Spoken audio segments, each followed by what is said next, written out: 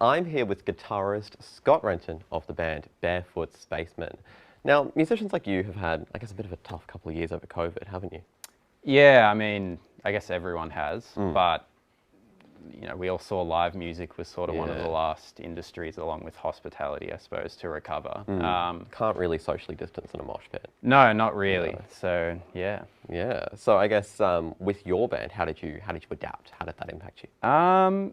We just spent a lot more time writing, I guess, and planning stuff. It was, you know, if we're looking at the positives, it was nice to sort of just stop the chaos of gigs all the time, to spend time writing, planning, recording, thinking about what we can do when everything's back to normal. But you know, it was a bit, you don't know when that's going to happen. So it got old after a while, but we're okay now, I think. So yeah. There you go. You got through it. You survived. Yeah. So yeah, but I guess what was it like? Is this your main kind of source of income? No, well, I'm lucky because I have another job as well. A lot of people don't, obviously, which made it really difficult. So yeah, I had JobKeeper, which helped a lot, obviously. But I guess, you know, beyond it being a source of income, it's like supplementary income, but it's sort of like a passion project as well. So as much as you have that safety net paying the bills, it's sort of where are you getting your happiness from, you know? And like, you need to get joy out of life. So yeah. So when did you play your first live show? Ever? Ever. With this band? Yeah. 2015, I think. Oh, there we go. At Going the down memory Brunswick lane Hotel. Yeah, but that's not there anymore. Not because of COVID. Yeah. The roof flooded, but it's a whole other story. Yeah. Absolutely. But yeah, so now you're getting back into it. Like, you got a gig tonight, actually. Yeah. Got to rush off. Yeah. So what's it been like since COVID, actually, with that kind of live music?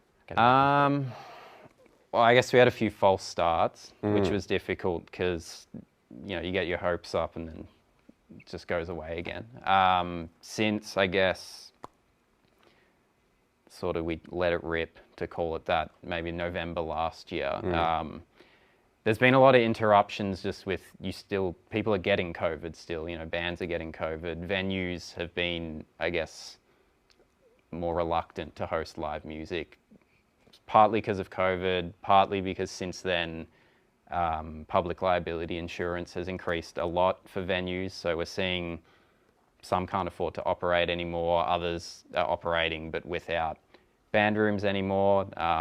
You know, the Grey Starling in Collingwood's an example. They're not really doing gigs anymore, but they've expanded sort of the food and drink offering because that's making them more money, I guess. Colour clubs closing, which is a sad one. They just can't do it financially anymore either. Absolutely. I mean, we nearly lost a Curtin Hotel there. It was looking a bit. Yeah, I mean, that's, I guess, one nice thing that's happened is that someone saved the Curtin. We saved the Curtin. We're going there after the show. Oh, there you Tag go. along. Yeah. But I guess you have not tuned into Triple J. This is still Vic Votes, and we're here to talk politics. So there's been a lot of promises made this election, but you're not entirely sold on all of them.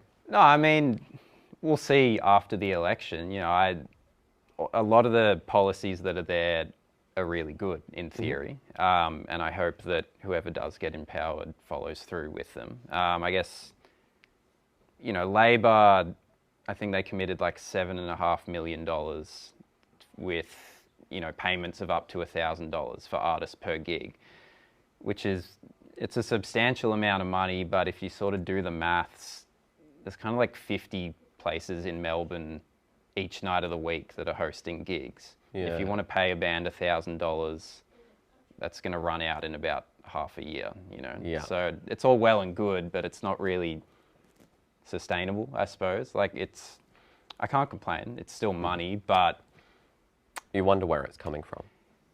Well, I guess taxpayers are paying for it, so that's good in that it's still stimulating sort of that aspect of the economy. I know the Greens were wanting to pilot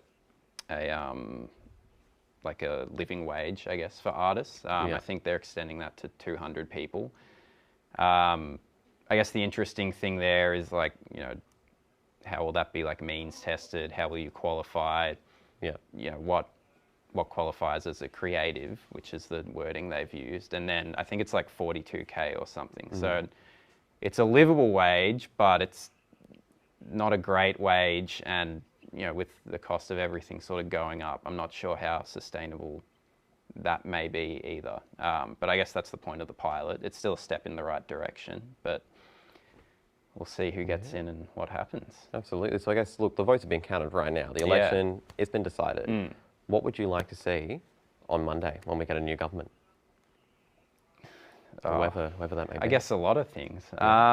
What's the wish list? Wish list, if purely for music, I guess. I think some sort of regulation on capping public liability insurance would be good, because I think that's what's really sucking the life out of venues right now. An investment, which I think the Greens have committed to, in, I think they called it future-proofing venues. So that's adding ventilation to live music spaces, because that was kind of the biggest reason we couldn't get back to doing it. It's fine to say host an outside gig, but it's been raining every day this year.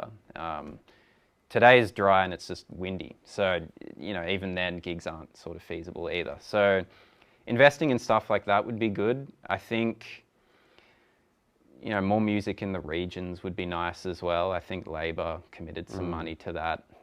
Liberals, are you heading out there anytime soon? Or? We're playing in Geelong in January. It's not, there you go. I guess, not super regional. It's not Melbourne though. Yeah. And then we got another like little festival out in Healesville. After that. So, but yeah. Well, look, enjoy those gigs. You've got one to get to right now, so I won't keep you any longer than you have to be.